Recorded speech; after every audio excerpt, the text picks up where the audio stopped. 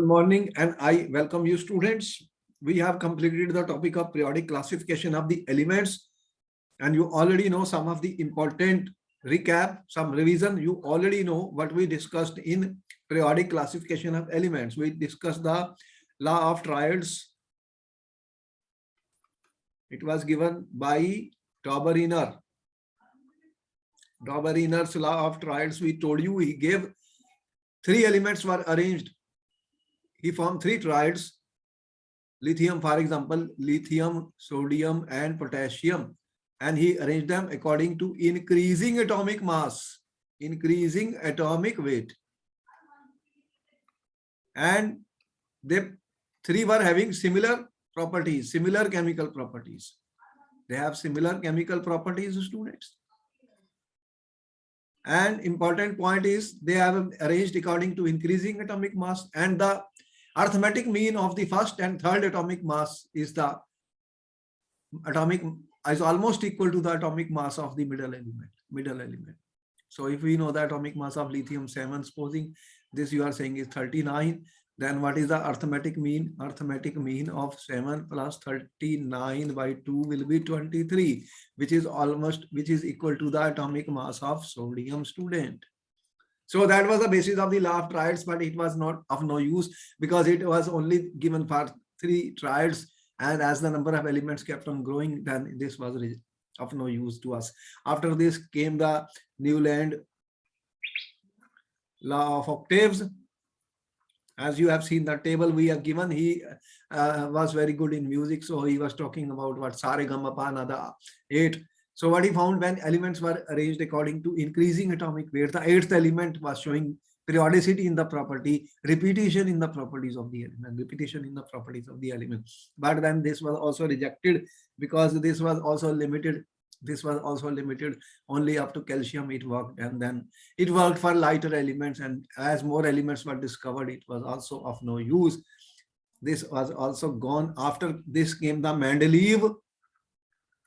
He is known as the father of the periodic classification because he arranged again this. He also arranged the elements according to increasing atomic weight, increasing atomic mass. The Mendeleev also arranged the elements according to increasing atomic masses. At that time, more than 70 elements were known, more than 63 elements were known to Mendeleev, and he left. Important point is that he arranged the elements according to increasing atomic masses, and he studied the chemical properties of the elements by reacting them with oxygen and hydrogen, and even gave the formula of the compounds which will be formed. Most of the formula he was talking was with oxides and with hydrogen, hydrides. And he gave the formulas of these compounds of oxygen and hydrogen also. And interesting thing is he left certain gaps also for those elements which were not discovered. This was very important, student. What he talked of aka aluminium, and he predicted the properties of this also: atomic mass, density, melting point, boiling point. So he was giving the oxides and also melting points, boiling point. He used all these properties in order to compare the similarities in the properties of the element. So he also gave eka silicon. These were the gaps which were left in this eka boron. Interesting that he left gaps and predicted the properties, what type of properties these elements will have. But the problem was the atomic mass, and the problem came, the limitations of Mendeleev are very important, student. What are the limitations of Mendeleev?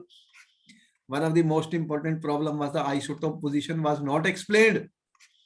As isotopes were known that elements have same atomic number but different mass number.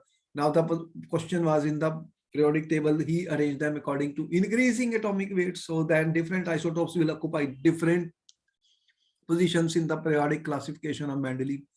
And then what will happen?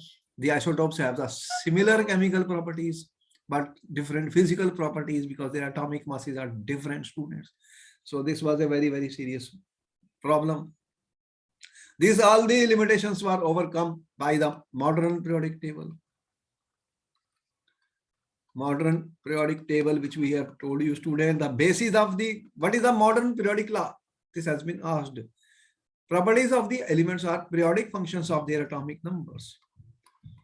Properties of elements are periodic functions, of their atomic numbers. Students, this is important. We have given you, and in your NCERT book also, they have given the periodic table, modern periodic table. There are groups, 18 groups have been shown, student, 18 groups, and periods, 7 periods.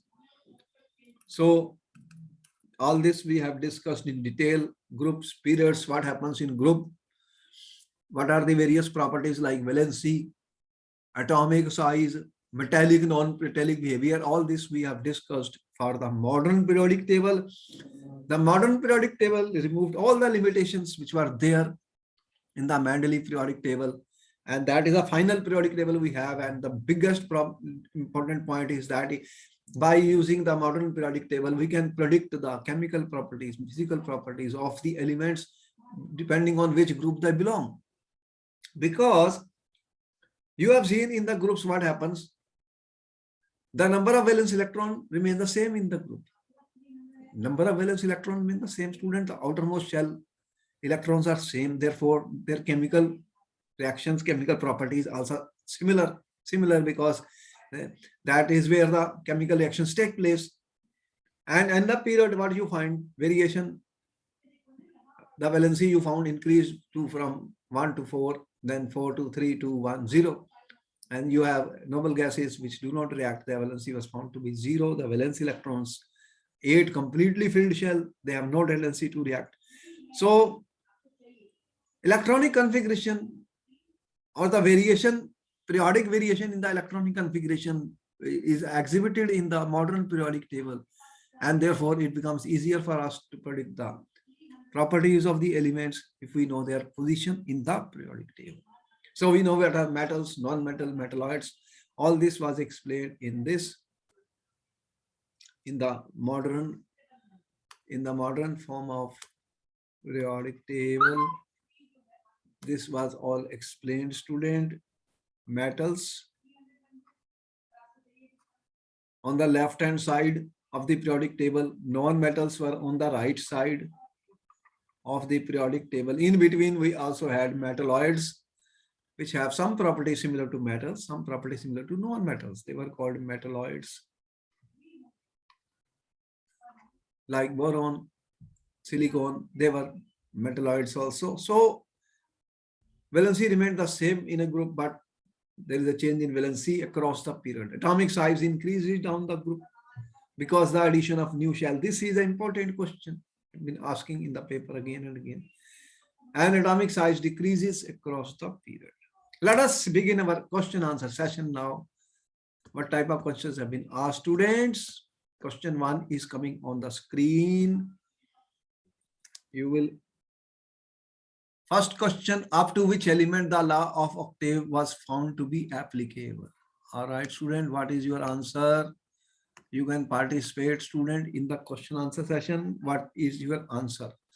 The law of octaves was found to be applicable up to which element? You will get 1 minute.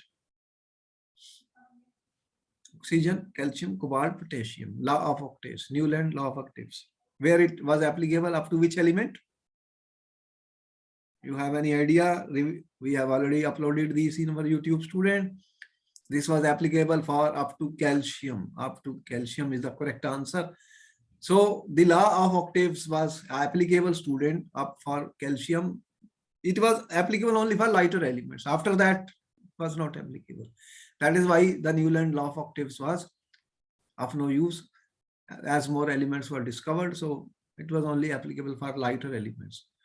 Only applicable, students, only applicable up to calcium. Atomic mass of calcium 40. This is the atomic number, I am saying atomic mass. The atomic mass 40. So the arrangement was done on the basis of atomic part. After that, it was no longer holding true. Question 1 is answered. Next question. According to Mendeleev periodic law, the elements were arranged in periodic table in the order of increasing atomic number, decreasing atomic number, increasing atomic mass, decreasing. What is the correct answer, students? You have 1 minute. Mendeleev's periodic law. The elements were arranged in order of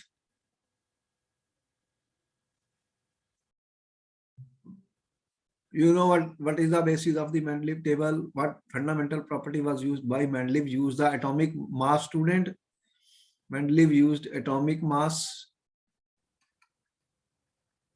and the elements were arranged according to increasing atomic mass. So this is not right. This is also increasing atomic mass is the correct answer. This is also wrong. So answer is a C, student. Mendeleev's periodic law, the elements were arranged in increasing atomic mass. Increasing atomic masses. This is the correct answer. Let's go to the next question. Important question can be asked in the paper. In Mendeleev periodic table, gaps were left for elements to be discovered. Which of the following element found a place in the periodic table later? Which was finding in the later, student? What is the correct answer? What spaces were left by Mendeleev? The gaps which were left by Mendeleev, student, in his table. Important. What were the gaps which were left by Mendeleev, student?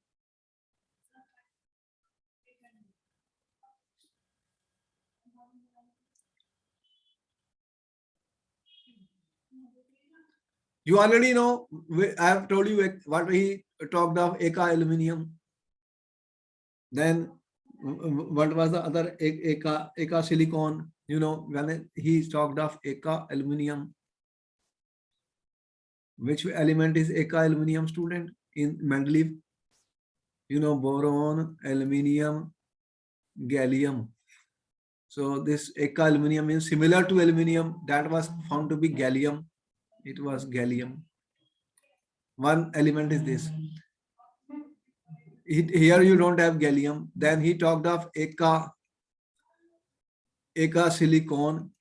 Which group is silicon in the modern periodic table? You can see page 87 of the NCERT book, students. See page 86 of the NCERT. See the carbon, silicon, germanium, tin, lead. These are the elements of group 14. This was group 13, students. So in group 14, you have carbon, silicon. Eka siliconium, which has similar property to silicon. That was this element. What is the name of this? This is a germanium, students. Germanium. So where is in this A, B, C, D, which answer is true then? Germanium. So this was found later.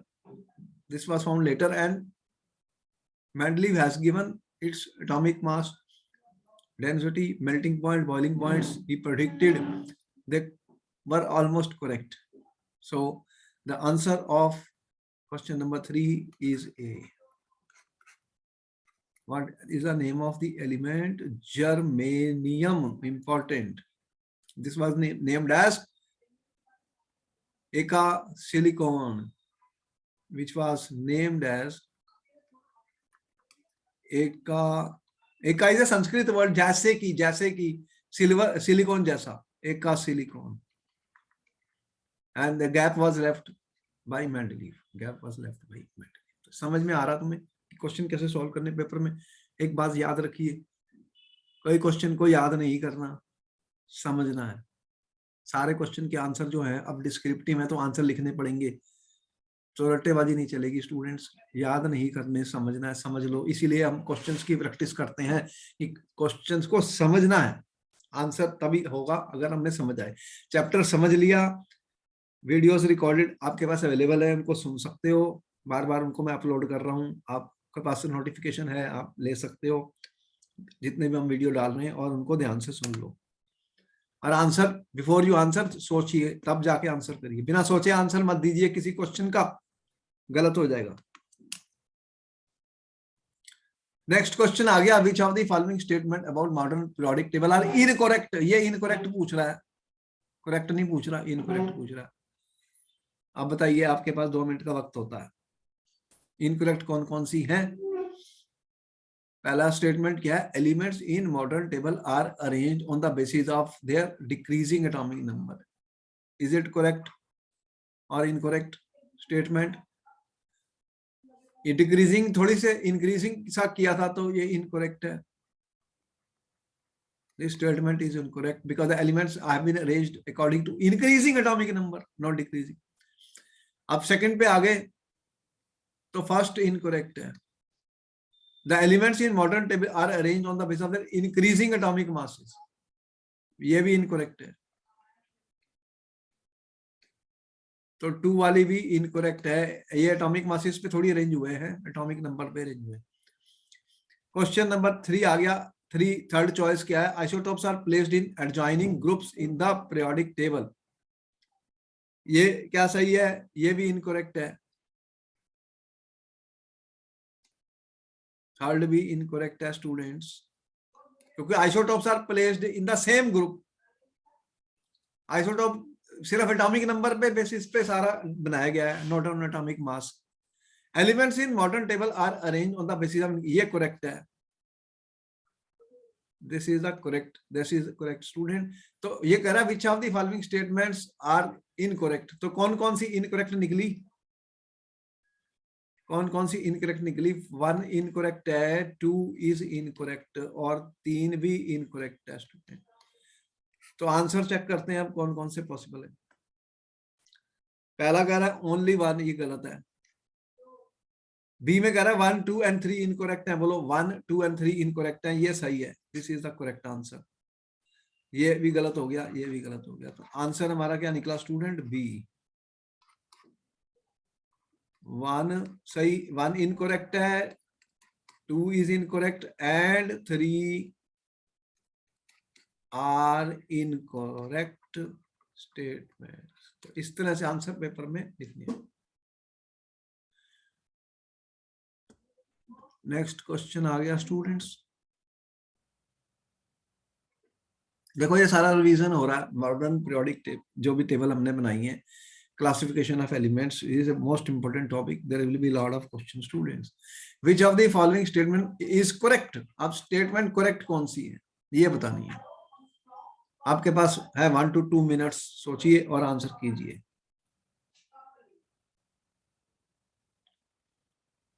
Which of the following statements are correct students? पहला ये कह रहा है कि question number 5 देखिए, it has 18 horizontal rows. Wrong, ये incorrect है। It has 7 vertical columns, ये भी इनकरेक्ट है। It has 18 vertical column known as groups, this is correct. कितने ग्रुप बनाए थे मैंने? मॉडर्न पीरियोडिक टेबल आपके पास है ऑलरेडी, पेज 86 पर देख लीजिए कितने ग्रुप्स हैं। 18 ग्रुप्स हैं।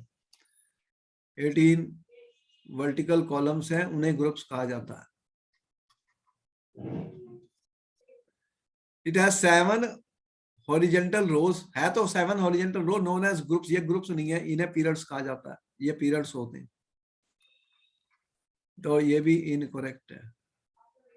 तो फिर आंसर क्या निकला स्टूडेंट्स? आंसर सी निकला, सी इज करेक्ट। इसका आंसर क्या निकाला? सी। ओके, नोट कर लो। नेक्स्ट क्वेश्चन आ रहा है students. Next question, next question क्या है जरा पढ़िए स्टूडेंट ध्यान से। विच of the elements, which of the given element A, B, C, D and E with atomic number respectively belong to the same period? अब कौन से एलिमेंट सेम पीरियड को बिलोंग करते हैं और क्या क्या दिया मेरे को। ए का एटॉमिक नंबर 2 है, इसका कॉन्फ़िगरेशन लिखो। इलेक्ट्रॉन कॉन्फ़िगरेशन क्या होगा स्टूडेंट्स इसका, इसका क्या होगा स्टूडेंट। ए का इलेक्ट्रॉन कॉन्फ़िगरेशन, ये के शेल होता है, फिर एल होता है, फिर एम, इस तरह से होते हैं। पहले में 2 इलेक्ट्रॉन है इसमें तो। और बी का कितना है स्टूडेंट, 3 एटॉमिक नंबर, तो इसका क्या बना 2 1। और सी में क्या है स्टूडेंट, कितना 7 का क्या बना फिर 2, और ये 5 आ गए स्टूडेंट, 7 है। और फिर 10 डी, डी में 10 इलेक्ट्रॉन्स का क्या बनेगा 2, 8 आ गया। और ई में कितना है 30, 2 3 7 10 और 30, 30 का क्या बनेगा 2 8 18। अब कितने बचे 18 2 20 और ये 2 हो गए 18 2 20, ये 30 हो गए। अब स्टूडेंट्स सेम पीरियड के elements belong to the same period. Same period का मतलब क्या है, the same number of shells should be there, same number of shells। तो किसके अंदर सेम शेल है, देखो 2 शेल है इसमें, के और एल। इन ये 3 एलिमेंट्स हैं जिनमें सेम शेल है, देख रहे हो बी सी और डी, बी सी और D, both of them have, they have 2 electronic shells. कितने इनके पास शेल्स हैं, तीनों के पास 2 इलेक्ट्रॉनिक शेल। कौन कौन से स्टूडेंट्स, एक के और एक एल। तो in a period what happens, electrons are added into the same electronic shell, then they belong to the same period। तो फिर सेम पीरियड वाले कौन से हैं यहाँ पर, कौन कौन से एलिमेंट है मेरे पास, बी सी और D.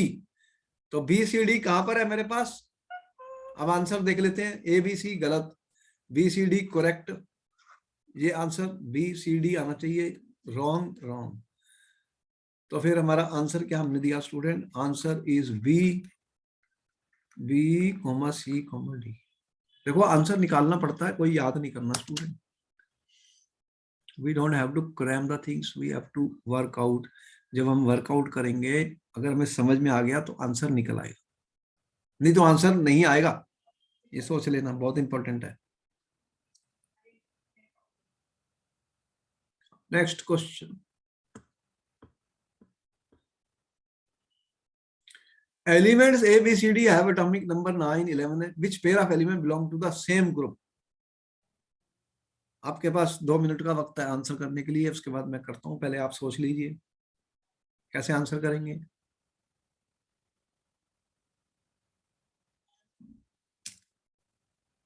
While we studied the periodic classification, मैंने क्या बताया था, elements which pair belong to the same group।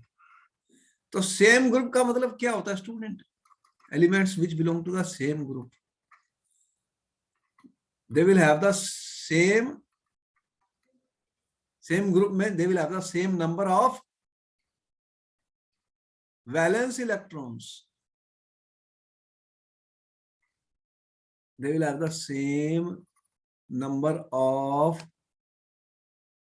valence electrons। तो उनके अंदर जो वैलेंस इलेक्ट्रॉन्स का नंबर है वो सेम होगा, but they will have same number of valence electron। Same number of valence electron क्या होते हैं, आउटर मोस्ट शेल के अंदर जो इलेक्ट्रॉन्स होते हैं, they are called the valence electrons. तो फिर इनकी इलेक्ट्रॉनिक कॉन्फ़िगरेशन लिखेंगे तभी पता लगेगा। तो एलिमेंट ए का लिखते हैं, एक एलिमेंट का कितना एटॉमिक नंबर है 9, तो इसका क्या बना 2 7 के एल एम। चलो ये शेल्स हैं, पहले शेल में 2, दूसरे में। बी का एटॉमिक नंबर कितना दिया स्टूडेंट 11, ये बी का 11 है, 11 का क्या बनेगा 2 8 1, और उसके बाद 17 सी है, इसका कितना बना 2 8 7, ठीक है। और उसके बाद कौन सा आया 12, डी डी का 12 है, तो ये क्या बना 2 8 2, और उसके बाद में ई का कितना 13 2 8 3। अब बताओ कि कौन से सेम को बिलोंग करते हैं स्टूडेंट, जिनके अंदर सेम वैलेंस इलेक्ट्रॉन्स हैं। तो किसके पास सेम है, इसके पास ए के पास कितने वैलेंस इलेक्ट्रॉन, कितने हैं वैलेंस में 7 ए के पास, और 7 किसके पास है, ये सी के पास भी 7 है, देख रहे हो। A and C, A and C have how many 7 valence electrons, दिख रहे हैं स्टूडेंट्स, 7 वैलेंस इलेक्ट्रॉन, और तो किसी के पास सेम है ही नहीं, ये 2 है, ये 1 है, ये 3 है, डिफरेंट है।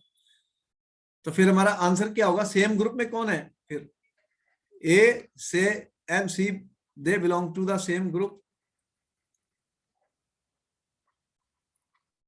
तो आंसर चेक करते हैं फिर हमारा कौन सा है, A and B wrong, B and D wrong, A and C सही answer correct, D and E wrong. तो आंसर हमने क्या लिखा फिर एग्जाम में, सी, ए एंड सी स्टूडेंट। देखो कैसे मैंने आंसर निकाला है, क्या रट्टेबाजी कर सकता हूँ, नो, मुझे समझना पड़ेगा, समझना पड़ेगा, पूरा डिटेल में आंसर निकालना पड़ेगा, समझने के बाद ही मैं आंसर लिख सकता हूँ, उससे पहले नहीं लिख सकता students.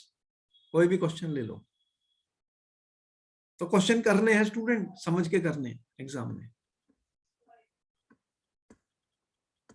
Next question is coming on the screen student, where would you locate the element with electronic configuration 2 8 in the modern periodic table? तो मॉडर्न पीरियोडिक टेबल में कहां पर मिलेंगे आपको, जिनके पास इलेक्ट्रॉनिक कॉन्फ़िगरेशन 2 8 है, कौन से ग्रुप में मिलेंगे स्टूडेंट, ग्रुप 8 में, 2 में, 18 में, 10 में, कौन से वाले में मिलेंगे। आपके पास है 1 to 2 मिनट्स का टाइम, आपके पास मॉडर्न पीरियोडिक टेबल ऑलरेडी है, एनसीईआरटी बुक है, you are use it, you can use it right now while class is going on. क्या दिखा आपको, ये जो 2 8 का मतलब क्या हुआ स्टूडेंट, तो ये आउटर मोस्ट शेल जो है कंप्लीटली फिल्ड है, और जब outer most shell completely filled होता है स्टूडेंट, वो कौन से एलिमेंट्स होते हैं पीरियोडिक टेबल में, नोबल गैसेस। तो नोबल गैसेस कौन से ग्रुप में रखी गई हैं स्टूडेंट्स, चेक कर लो इन द पीरियोडिक टेबल, कौन कौन सी नोबल गैसेस है, जैसे हीलियम है, नियॉन, आर्गॉन, क्रिप्टॉन, जीनॉन, ये सब क्या थी, कौन सा ग्रुप है स्टूडेंट, ये 18 ग्रुप में। तो 18 ग्रुप के जो एलिमेंट्स हैं स्टूडेंट, वो सब outer most shell completely filled है, यहाँ पर ये गलत हो गया, ये गलत हो गया, ये सही हो गया, 18 is the correct answer. Answer हमारा निकला सी, ग्रुप 18, ग्रुप 18, ठीक है जी, ग्रुप 18 वाले हैं। I hope you understood what I said, student. Everything to be understood, nothing to be crammed. Next question, number 9 is on the screen. An element which is an essential constituent of all organic compounds belongs to group 1, group 14, 15 and 16 students. You have 2 minutes, 1 to 2 minutes to answer the question. सोचिए और फिर answer कीजिए।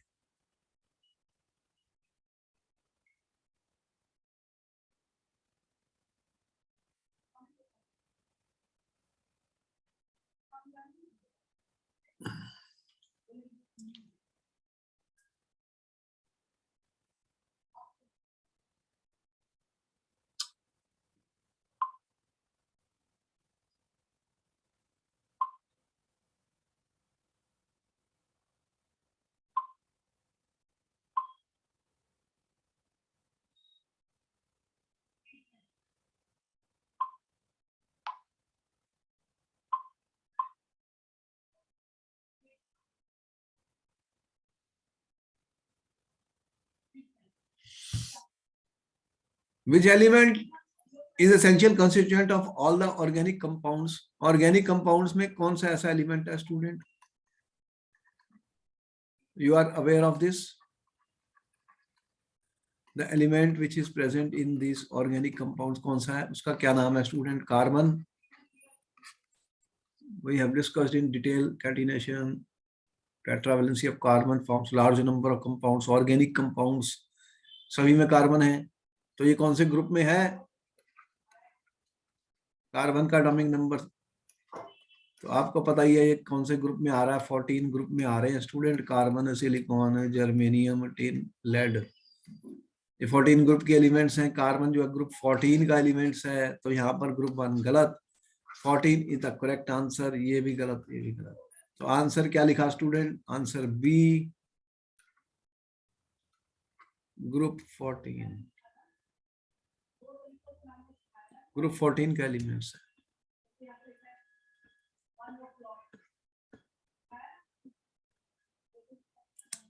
Which of the following is the outermost shell for elements with period 2? फिर आपके पास 1 या 2 minute का वक्त है आंसर करने के लिए स्टूडेंट। ऐसे क्वेश्चन आने वाले पेपर में।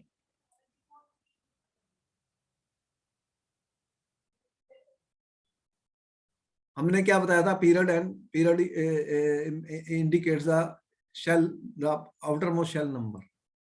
जो पीरियड होता है स्टूडेंट वो क्या होता है? Indicate the outer most shell number. ठीक है, तो अगर पीरियड 1 है, हाइड्रोजन और हीलियम आपने देखे पीरियड 1 में रखे हैं, जैसे ये हाइड्रोजन और हीलियम ये पीरियड 1 है, तो इसके अंदर एक शेल होगा, n=1 होगा, उसे के शेल बोलते हैं, आउटर मोस्ट। और अगर पीरियड 2 है स्टूडेंट, तो आउटर मोस्ट शेल कौन सा होगा? n=2। n=2 कौन सा होता है? L shell.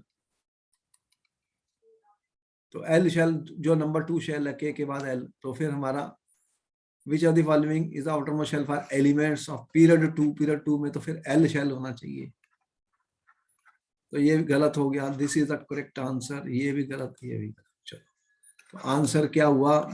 B, L shell. देखिए आंसर को कैसे निकाले जाते हैं पेपर में। कोई भी क्वेश्चन है उसे कैसे करना है, समझ के करना है। समझना student, try to understand the question, answer निकलेगा। अगर समझ में नहीं आया तो आंसर नहीं निकलेगा, समझना है।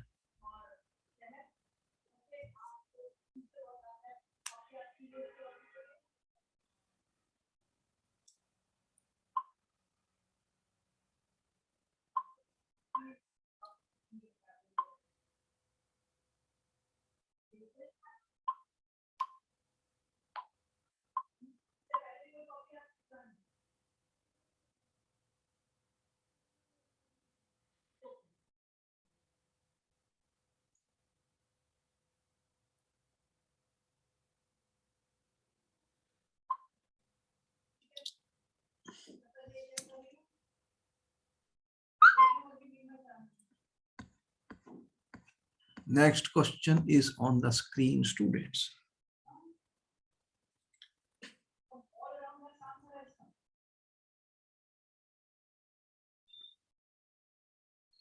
Which of the following element exhibit maximum number of valence electrons?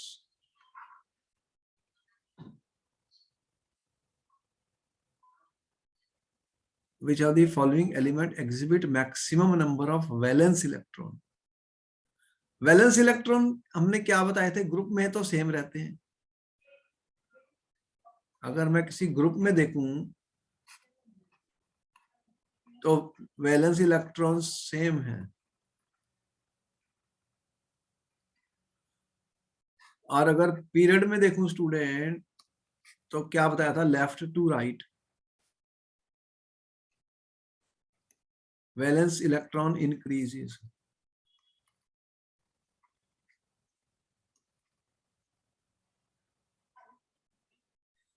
अब सोडियम क्या है? सोडियम ग्रुप 1 में है, ये ग्रुप 1 में है,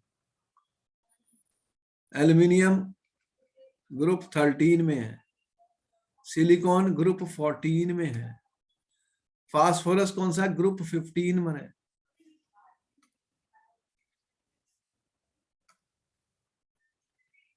ये फास्फोरस ग्रुप 15 पे है। तो इसमें क्या है, 281, 283, 284, 285। तो फिर किसमें सबसे ज्यादा वैलेंस इलेक्ट्रॉन है स्टूडेंट्स? इसमें एक इलेक्ट्रॉन है वैलेंस, इसमें 3 है, 4 है, इसमें सबसे ज्यादा है फास्फोरस में। इसमें 5 वैलेंस इलेक्ट्रॉन्स हैं, 285। तो यहाँ पे मैक्सिमम है, maximum number of valence electrons. तो आंसर क्या लिखा हमने student? Answer is D, phosphorus. Period across the period from left to right, number of valence electron increases. In a group the valence electron remain the same. तो ये आप हमने जब trends discuss किए थे पीरियोडिक टेबल के, इसको बताया था आपको। नोट कर लीजिए, नोट कर लीजिए स्टूडेंट, इंपॉर्टेंट क्वेश्चन है सारे ही।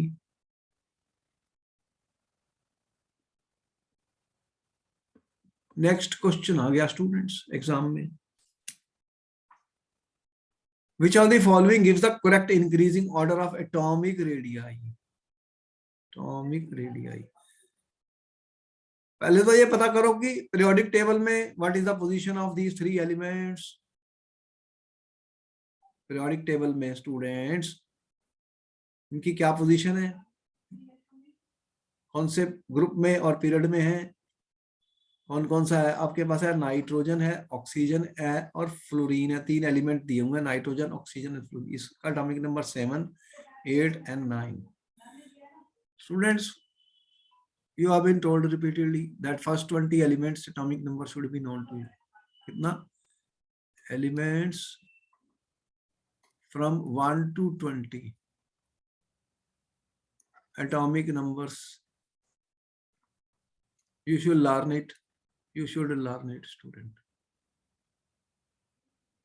तो they are belonging to, क्या इनका रिलेशन है? they belong to same period, same group, क्या है? ये are not elements of same group, तो ये are elements of the second period. ये सेकंड पीरियड के एलिमेंट्स हैं स्टूडेंट्स। और सेकंड पीरियड में क्या बताया था, जैसे मैं लेफ्ट टू राइट जाता हूं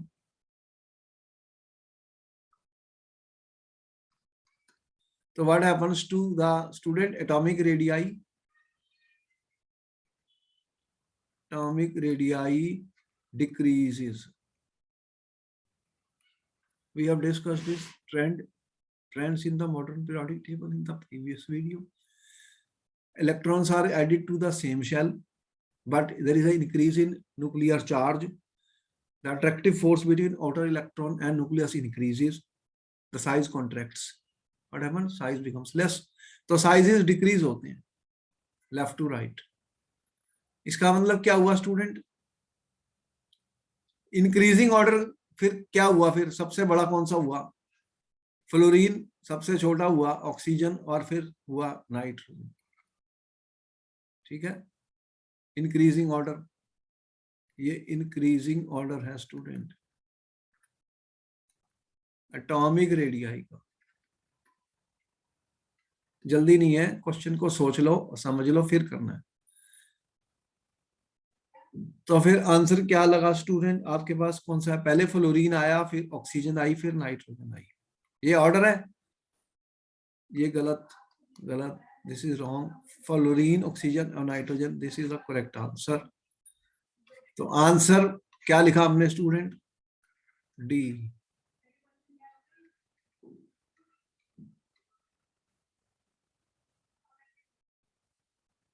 this is the order of the size.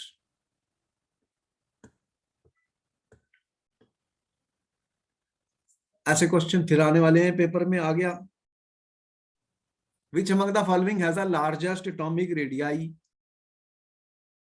आपको बताना है कि सबसे ज्यादा एटॉमिक रेडियाई किसका students?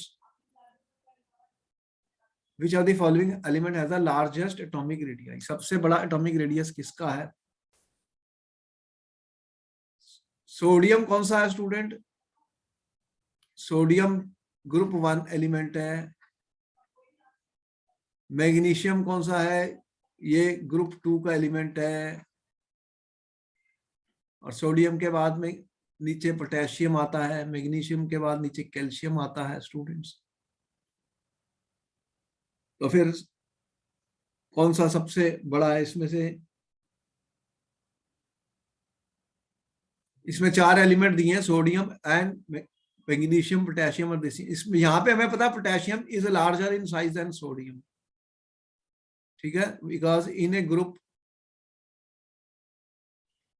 Down the group atomic size increases, down the group atomic size increases। और हमें ये भी पता है स्टूडेंट कि कैल्शियम जो है वो larger in size than magnesium है, ठीक है, same in a group atomic size इनकी। और हमें ये भी पता है कि potassium is larger than calcium because left to right in a period, ठीक है, atomic radii decrease। we discuss the trends in the periodic table। तो फिर यहां पर करेक्ट आंसर क्या हुआ? सबसे लार्जेस्ट एटॉमिक रेडियस किसका हुआ? फिर आंसर हमारा निकला सी स्टूडेंट। लार्जेस्ट एटॉमिक रेडियस किसका निकला स्टूडेंट? पोटेशियम का, के। आंसर हमारा आया के, potassium.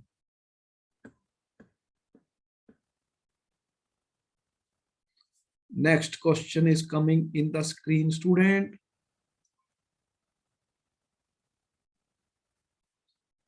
Which of the following elements would lose an electron easily?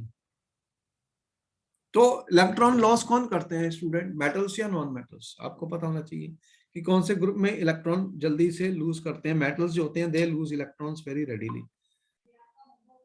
तो आपको पता है जो मेटल होते हैं दे विल लूज इलेक्ट्रॉन। मेटल्स क्या करते हैं? इलेक्ट्रॉन्स को लूज करते हैं। तो यहाँ पर कौन से हैं जो इलेक्ट्रॉन को रेडिली लूज करेंगे? विच of the following will lose an electron easily? Easily कौन कौन से लूज करेंगे?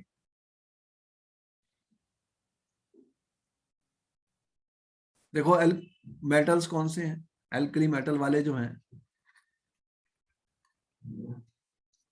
वो ग्रुप 1 वाले कौन से हैं स्टूडेंट? ग्रुप 1 में कौन से हैं? सोडियम और पोटेशियम ग्रुप 1 में है। और ग्रुप 2 में, in group 2 you have magnesium and calcium. तो सबसे नीचे जैसे जैसे जाते जाओगे साइज बढ़ेगा और they will lose electron more readily. तो as you go down the group क्या होता है कि मेटेलिक कैरेक्टर इंक्रीज होता है। तो which of the following elements would lose electron easily? तो सोडियम और पोटेशियम जो है they will lose electron easily। और मैक्सिमम कौन, मोस्ट इजीली कौन लूज करेगा? मैक्सिमम जिसकी पावर है इसमें वो कौन सा रहेगा? पोटेशियम। क्योंकि पोटेशियम का साइज सोडियम से बड़ा है। Potassium is larger than Na। तो answer will be C, which will be potassium। Potassium will lose the electron more readily than any of these 4 here। Next question is on the screen। Which of the following element do not lose electron easily? तो आपको पता है जो non metals होते हैं, non metals have a tendency to gain electron। ये तो metal है, ये तो लूज करेगा इलेक्ट्रॉन। ये नॉन मेटल है, ये डू नॉट लूज करेगा, डू नॉट लूज। तो ये तो करेक्ट आंसर है। ये तो मेटल है, ये भी मेटल है, ये भी लूज करेगा इलेक्ट्रॉन, ये भी लूज करेगा। तो आंसर क्या निकला हमारा? Answer is B student, fluorine. Fluorine क्या करता है? इलेक्ट्रॉन को गेन करता है,